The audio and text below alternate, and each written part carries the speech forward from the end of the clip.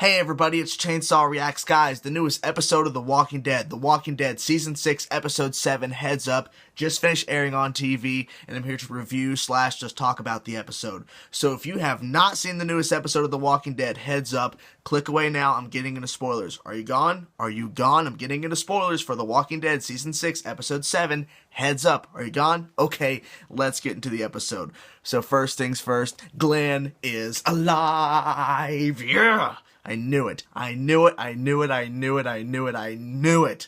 I knew he wasn't dead. Oh my god. There was no way. Okay, I will briefly go back to my biggest argument, is that if it was Glen that died on the thank you episode, episode 3 of this season, they would have clearly showed you the shot of his guts getting ripped out. They show you guts getting ripped out, but not from Glen, okay? The way they do it in the past with main characters from the show, they specifically show you. It's not angled in a certain way. They specifically show you when the person's dead by that camera angle. It's very obvious. With Glen, they made it to where it looked like it at first, but once you analyze it more, it's clearly not Glen. So there you have it. Glen's alive. Oh my god. Yes. So that's the biggest high point, the biggest yes, happiness is here moment of the episode. It was really cool to see that. Now let's move over a little bit to including Glen with Enid. Now Enid finds him and she throws him a bottle of water, and then she proceeds to leave, and he proceeds to follow her, you know, because in his mindset, and he said this in the show, my wife wouldn't leave you behind, and you need to come back with us. You need to come home, essentially. And she is like, no, I don't want to go home. She actually pulls a gun on him. I'm like, okay.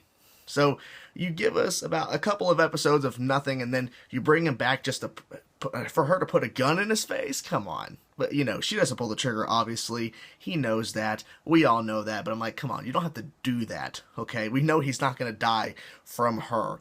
So that was interesting to see that. And then, obviously, they're coming back and they get to the outskirts and see the walkers surrounding Alexandria. But, obviously, he tells her, we're not running away, okay? We're going to stay, blah, blah, blah. So they release the balloons, and everything's hunky-dory. Now let's switch over to some really negative. We're going to start with the least negative compared to what happened at the end. So let's go over to Carol and the whole situation of what she discovered. So Carol finds out that there is the wolf that Morgan is hiding. She finds out about it. Okay, she finds out about the wolf.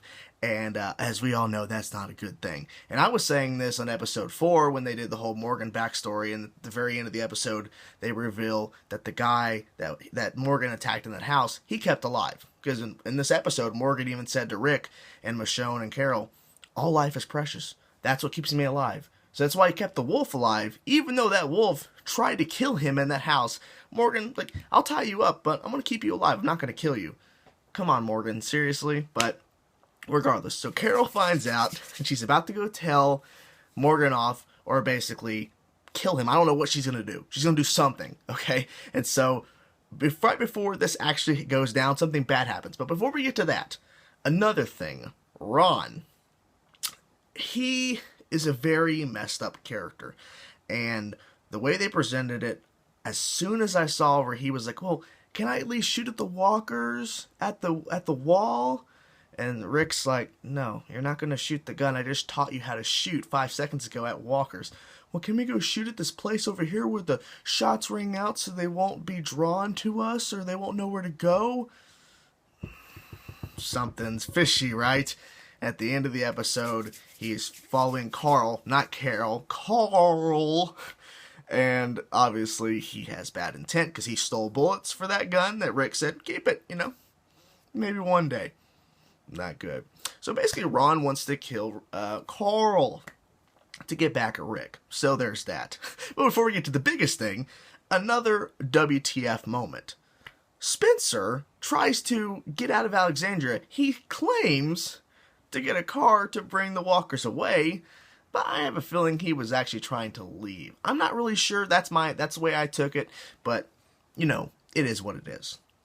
But it's the way that he survived that I'm like, what?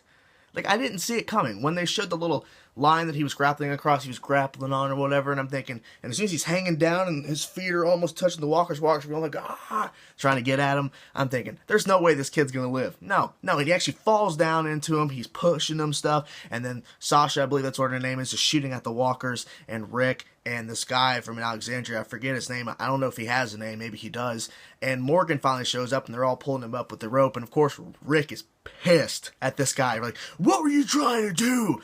I was trying to go get a car, and then the whole spill, and Rick's obviously pissed. So, I don't know how Spencer survived.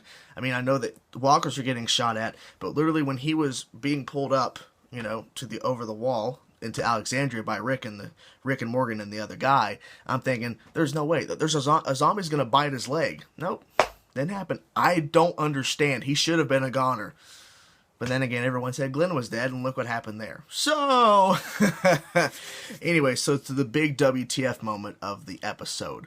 The walls finally come down. In a way, they keep showing this shot of a building, and the pieces are falling off. It's a pretty tall building.